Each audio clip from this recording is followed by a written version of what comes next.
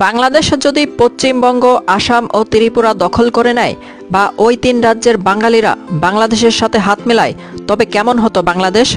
কত বড় হতো বাংলাদেশের আয়তন? জনসংখ্যাই বা কত হতো? কোন ধর্মের লোক বেশি হতো? রাজধানীই বা কোথায় হতো? আজ আমরা এ বিষয়ে জানব। চলুন তাহলে শুরু করা যাক।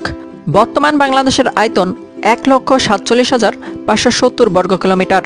বর্তমান পশ্চিমবঙ্গের আয়তন ৮৮,৭৫২ বর্গ কিলোমিটার।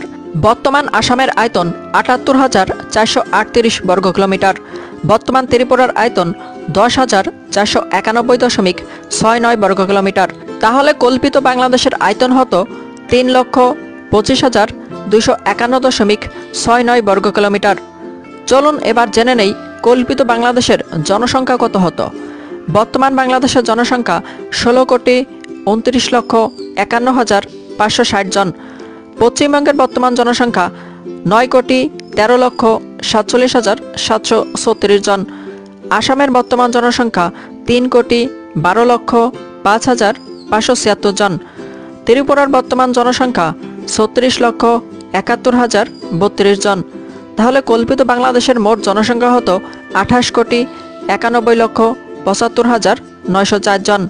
কল্পিত বাংলাদেশে কোন ধর্মের লোক বেশি হতো, হিন্দু নাকি ইসলাম? সেক্ষেত্রে ইসলাম ধর্মের লোক সংখ্যা হতো ১৭,৬৭,৮৩,৩৩০ জন এবং হিন্দু ধর্মের লোক সংখ্যা হতো ১০,৬৩,৯৭,৫৪১ জন।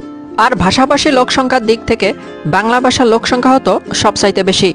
সেক্ষেত্রে অফিসিয়াল ল্যাঙ্গুয়েজ হিসেবে বাংলা ভাষাকেই গ্রহণ করা হতো আর রাজধানী হিসেবে ঢাকাকেই বেছে নেওয়া হতো।